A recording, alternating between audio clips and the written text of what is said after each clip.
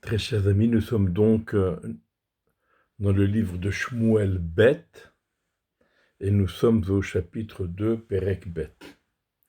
Donc nous avons vu dans le premier chapitre euh, comment, comment David a appris la nouvelle de la mort de Shaoul et de ses enfants dont Jonathan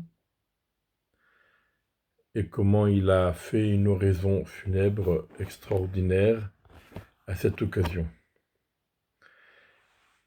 Et maintenant la suite. Donc Shaoul, qui était roi, est mort, et nous savons tous que David a déjà été oint par Shmuel pour succéder à Shaoul. Donc ce fut après ces événements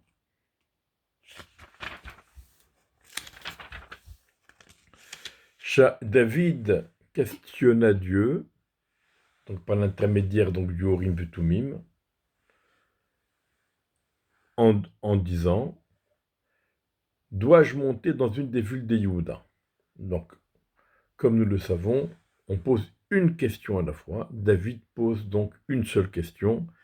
Est-ce qu'il doit quitter donc Tsiklag, la ville où il avait trouvé refuge lorsqu'il était poursuivi par Shaoul? Est-ce qu'il doit donc quitter Tsiklag et le territoire des Pélishtim pour monter dans une des villes des Yehuda? Et Dieu lui dit: monte! Donc il a eu sa réponse. Et maintenant, David pose une deuxième question, mais une seule à la fois. Où irai-je? Dans quelle ville je dois monter? Vayomer Hevrona, Dieu lui a répondu: à Hebron. Alors on voit ici, déjà dans ce premier passouk, le terme La'alot est déjà mentionné 3 fois, ce qui indique l'élévation spirituelle de David Ameller à ce moment-là. Et une 4e fois dans le chapitre suivant. Vayal Sham David, Vagam Shetenashav. David est monté là-bas, donc David était là à Hebron, accompagné de ses 2 épouses, Achinoam israélite et Avigail, la femme, l'ex-femme, la veuve de Naval à Carmélie. Et une 6e fois, Va'anashav asher imo he'ela David ishu beto v'yeshu barech Hebron. Et les hommes qui étaient avec lui, David les a fait monter, chacun avec sa famille, et ils s'installèrent dans les villes, ça veut dire les villages autour de Hebron. Vayavo Anche Yehuda, les gens de Yehuda, donc la tribu de Yehuda, sont venus et ils ont oint là-bas David comme roi sur la tribu de Yehuda. Et donc la tribu de Yehuda a accepté donc David comme roi. Et ils racontèrent à David en disant, donc qui a raconté, ce n'est pas précisé, mais ça ne change rien. Des messagers ont raconté à David en lui disant: les habitants de Yavesh Gilad ont enterré Shaoul. Quelle devrait être la réaction de David? Soit se dire: les gens de Yavesh Gilad ne veulent pas de moi, ils veulent rester fidèles à Shaoul et à sa famille, et cela pourrait susciter une certaine animosité. Soit il pourrait rester indifférent. Mais non, David réagit immédiatement, de manière extraordinaire. David envoyait des messagers aux habitants de Yavesh Gilad, et il leur dit: soyez bénis par Dieu pour la bienveillance, la bonté que vous avez fait avec votre maître, avec Shaoul, vous l'avez enterré. David félicite les gens de Yavesh Gilad pour cette action héroïque qu'ils ont accomplie en récupérant les dépouilles de Shaoul et de ses enfants et en les enterrant dignement. Il les félicite et il les bénit. Et maintenant que Dieu fasse avec vous de la bienveillance et de la vérité, moi aussi, je ferai avec vous cette bienveillance en retour de ce que vous avez accompli. Donc, il les bénit, que Dieu vous accorde de la bienveillance, des bienfaits, et moi aussi, je serai bienveillant à votre égard pour ce que vous avez fait. Donc David laisse, si jamais David avait ressenti une quelconque rancœur vis-à-vis de Shaoul, en tous les cas, il n'en laisse rien paraître, il laisse tout de côté. Le principal, c'est la gloire d'Israël, la gloire du roi d'Israël, le bien-être des Béné Israël, la paix entre les tribus et la gloire de Dieu. Et maintenant, que vous soyez renforcés, que vous soyez valeureux, car votre maître Shaoul est mort. Et moi, la tribu de Juda m'a oint pour être roi sur eux. En vérité, il a déjà été oint depuis par Shmuel, mais il y a eu étant donné que l'onction de Shmuel n'avait pas eu d'effet immédiat, puisque il a été oint pour être roi après Shaoul, et donc maintenant il a été à nouveau oint pour confirmer la première onction et pour confirmer son statut de roi. Donc cela a déjà été fait par la tribu de Yehuda, et David espère que les autres tribus suivront, et en particulier les habitants de Yavesh-Gilad. Mais Avner ben Ner, Sartzva Asher le Shaoul, Avner ben Ner qui était le chef d'armée de Shaoul, il a dit non, c'est pas comme ça que ça va se passer. Il a pris Ishboshet, un fils du Shaoul, et il l'a fait passer à Mahanaïm. Donc, Ishboshet était un fils de Shaoul qui n'a pas participé à la guerre, et donc il n'est pas mort. Et s'il n'a pas participé à la guerre, c'est que probablement il n'en était pas capable. Donc c'est un personnage qui est relativement faible. Et Avner ben Ner a décidé d'en faire le roi d'Israël. Est-ce que de la part d'Avner ben Ner c'est vraiment sincère, ou est-ce que c'est une façon de garantir son avenir à lui? La question reste en suspens. La Gemara nous dit que Avner ben Ner a agi ainsi parce que il a fait la dracha sur un pasouk. C'est marqué Dieu dit à Yaakov, Umlachim mechalatzecha yetzou. Des rois vont sortir de tes hanches. Ça veut dire que la seule tribu qui n'était pas encore née, c'était Binyamin. Et Dieu dit à Yaakov que des rois vont sortir de lui. Et après, il n'y a que Binyamin qui est né. Donc Avner ben Ner a dit certainement que c'est une prophétie selon laquelle 2 rois devaient sortir de Binyamin. C'est pour ça que c'est écrit au pluriel. Le premier roi, c'était Shaoul, et donc le deuxième, ça sera Ishboshet. Donc en s'appuyant sur ce commentaire du Passouk, il a décidé de faire régner Ishboshet. Il l'a fait régner sur Gilad et sur le Ashuri et sur Israël, et sur Ephraïm et sur Binyamin et sur tout Israël. C'est-à-dire qu'au départ, il a fait régner de l'autre côté du Jourdain parmi les tribus qui de toute façon n'avaient aucune prétention à la royauté.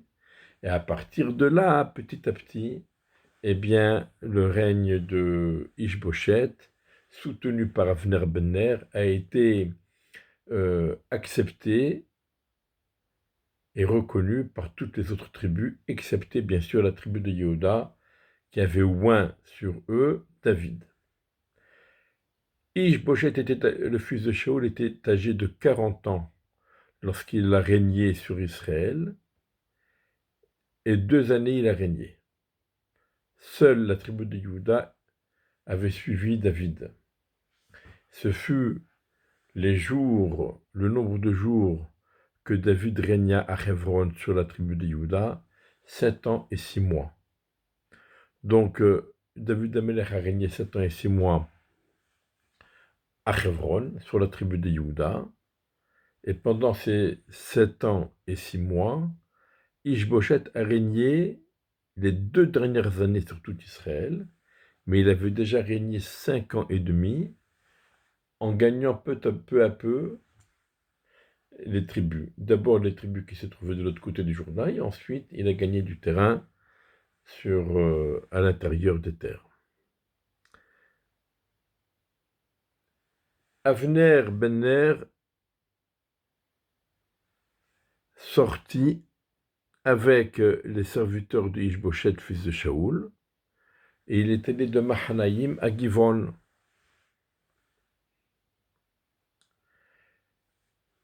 Yoav ben Tserouya et les serviteurs de David sont sortis, et ils les ont rencontrés al-Brechat Givon Yahdav, sur le bassin qui se trouve à Givon. Ils se sont tous retrouvés là-bas. Et ils s'installèrent les uns d'un côté du bassin et les autres de l'autre côté du bassin. Et ils se faisaient face. Alors, d'abord, pourquoi on appelle Tserouya? C'est le nom de sa mère. Pourquoi on ne donne pas le nom du père? Yoav ben Tserouya. Il fallait dire le nom de son père, pas de sa mère. En fait, Tserouya, c'était la sœur de David.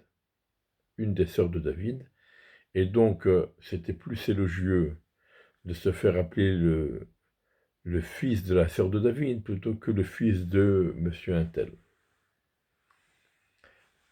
Yoav ben Tserouya, en allant à Givon, il a dépassé les limites du territoire de David. Pour l'instant, David est limité à la tribu de Yehuda.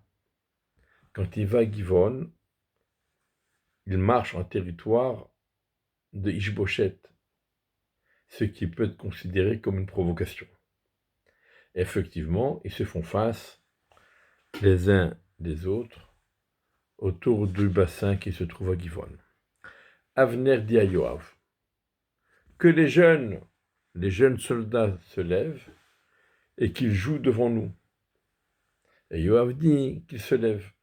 Qu'est-ce que ça veut dire qu'ils jouent devant nous, qu'ils s'amusent devant nous? Ça veut dire qu'ils luttent les uns contre les autres, et on verra qui sont les plus forts. Plutôt que nous ne fassions une guerre entre deux armées, limitons le combat, quelques jeunes de chez moi, quelques jeunes de chez toi. Et donc, Vayakumu Vayavru Bemispar, ils se sont levés et ils sont passés en nombre, 12 du côté de Binyamin et Ishboshet, fils de Shaoul, et 12 du côté des serviteurs de David. Et ce Vayachaziku Ish Borosh Reu, ils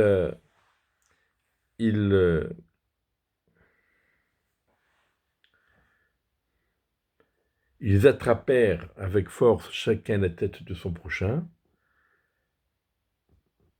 et son épée du côté de son prochain, et ils sont tous tombés ensemble. Ça veut dire qu'ils se sont entretués. Les 12 du côté de Binyamin et les 12 du côté de Yehuda se sont entretués. Peut-être que personne ne voulait tuer son prochain, et finalement ils se sont tous entretués.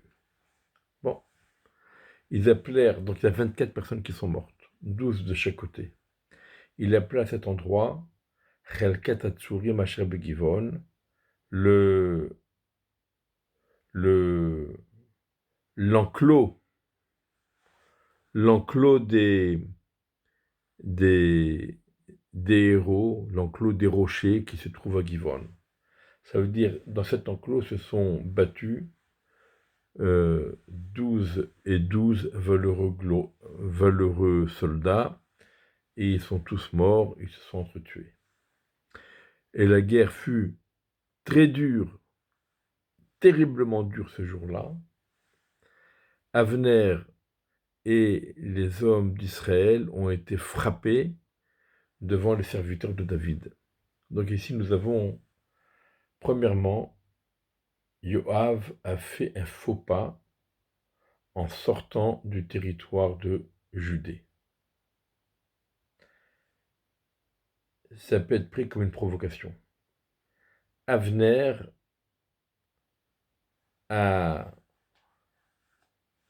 dit quelque chose de très grave. Que les jeunes se battent, s'entretuent, s'amusent entre eux, comme si c'était un amusement. On n'est pas en train de s'amuser. Si on se fait la guerre et qu'il va y avoir des morts, ce n'est pas un amusement. C'est la première guerre fratricide de l'histoire du peuple juif. Et donc cette guerre était terrible. Les Chachamim disent que c'est à cause de cela qu'Avner Ben-Ner a été tué. Yoav a tué Avner Ben-Ner un peu plus tard, on le verra. Et il y avait là-bas les 3 enfants de Tserouya. Yoav, qui était le chef d'armée de David, Avishai et Asaël. Et Asaël était très léger sur ses pieds, comme un cerf qui se trouve dans les champs. Ça veut dire que Asaël était d'une rapidité extraordinaire. Asaël poursuivit Avner. Et il n'a pas voulu aller ni à droite ni à gauche, mais il est resté derrière Avner. Il voulait donc rattraper Avner. Avner s'est tourné à l'arrière et il lui dit « C'est toi, Asaël ?» Il lui a répondu « C'est moi ». Avner lui a dit « Ils sont toujours en train de se poursuivre l'un l'autre ». Avner qui s'enfuit et Asaël qui le poursuit pour le rattraper. Alors Avner lui dit « Détourne-toi, va un peu à droite ou un peu à gauche et attrape quelqu'un et prends-lui, ne le tue pas, tu lui prendras sa chemise et tu feras croire que c'est ça que tu cherchais et tu n'auras pas à avoir honte d'une quelconque défaite devant moi. » Mais Asaël n'a pas voulu dévier de son chemin, il voulait rattraper Avner et le tuer. Avner lui dit encore, s'adressa à nouveau à Asaël, il lui a dit « Détourne-toi de moi, pourquoi je te frapperai et je te tuerai à terre, et comment je pourrais me présenter devant Yoav ton frère. Si je te tue, je ne pourrai plus me présenter devant ton frère Yoav. » Mais Asaël refusa de dévier de son chemin. Alors, Avner n'avait pas d'autre solution. Il a frappé Avner avec l'arrière de sa lance. Donc Avner ne s'est même pas retourné. Et on voit de là la puissance et la force extraordinaire d'Avner. Sans même se retourner, il a pris sa lance avec l'arrière de sa lance.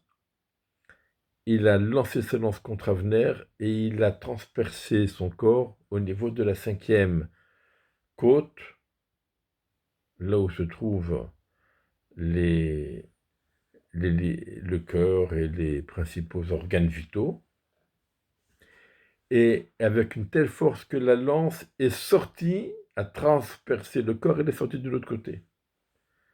Et Asaël est donc tombé et il est mort là-bas.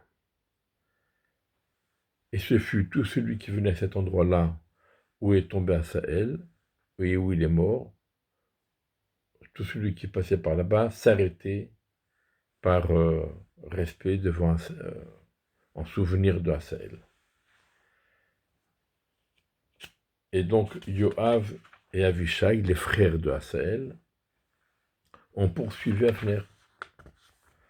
Et le soleil s'est couché, et eux, ils sont arrivés à Givatama, qui se trouve au niveau de Giyah, sur le chemin qui mène au désert de Givon. Et donc le soleil se couche. La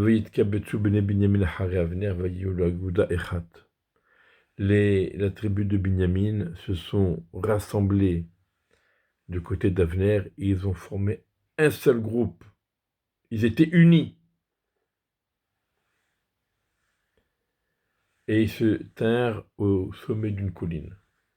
Avner s'écria vers Yoav et il dit: est-ce que pour toujours, pour l'éternité, l'épée va nous dévorer? N'est-ce pas, tu sais, tu es conscient que ça va être un désastre, un malheur, une tragédie à la fin. Et jusqu'à quand? Qu'est-ce que tu attends pour dire au peuple? Jusqu'à quand tu ne diras pas au peuple de retourner et de laisser tranquille leurs frères? Ça y est la guerre. Avner fait la leçon à Yoav, mais Yoav lui répond. Yoav dit, donc je jure par Dieu, si ce n'est que tu as parlé ce matin, alors déjà depuis ce matin, le peuple se serait levé et il se serait quitté sans faire la guerre. C'est toi qui as provoqué, c'est toi qui as excité, c'est toi qui as proposé une guerre entre les jeunes. Et maintenant tu nous fais la leçon. Alors c'est vrai que Yoav aussi de son côté, comme on l'a comme on l'a dit tout à l'heure, il avait eu un geste provocateur. Mais Avner, c'est Avner qui a parlé le premier, qui a proposé la guerre entre les jeunes pour s'amuser. Donc là, il y a un conflit. Mais Yoav a su se maîtriser. Et c'est extraordinaire quand on sait, on va le voir par la suite de l'histoire, que Yoav, tout comme Asaël, c'était des gens qui étaient bouillants, excités. Mais là, Yoav s'est maîtrisé. Yoav sonna du chauffard, et tout le peuple s'arrêta et ne poursuivirent plus les hommes d'Israël. Et ils ont donc arrêté de se faire la guerre. Avner et ses hommes sont allés dans la plaine toute la nuit, et ils ont traversé le Jourdain, et ils sont allés jusqu'à Bitron, ils sont revenus donc à Mahanaïm, là où se trouvait Ishboshet. Tandis que Yoav, lui, il s'est retourné, et il a donc tourné le dos à Avner, il a rassemblé tout le peuple, et les serviteurs de David se sont comptés, et il manquait donc 19 personnes, ainsi que Asaël. Alors pourquoi Asaël a été mis à part? Simplement pour nous dire que Asaël était équivalait tous les autres. En tout cas, du groupe de David, du groupe de Yoav, 20 personnes manquent à l'appel. Et les serviteurs de David ont frappé dans les guerriers de Binyamin et parmi les hommes d'Avner, 360 hommes sont morts. Donc finalement, cette journée-là a coûté la vie à 380 personnes. Veuillez souhaiter à Saël, ils portèrent à Saël, ils l'enterrèrent dans le caveau de son père qui se trouve à Bethléem. Ils allèrent toute la nuit, Yoav et ses hommes, et ils arrivèrent donc à Hévron au moment où le jour les éclaira. Donc on a d'un côté Avner qui s'enfuit et qui traverse le Jourdain et qui va à Mahanaïm. De l'autre côté, il y a Yoav et ses hommes qui reviennent à Hévron où la lumière les inonde. Encore une fois, on perçoit la montée, l'élévation de David et de son groupe.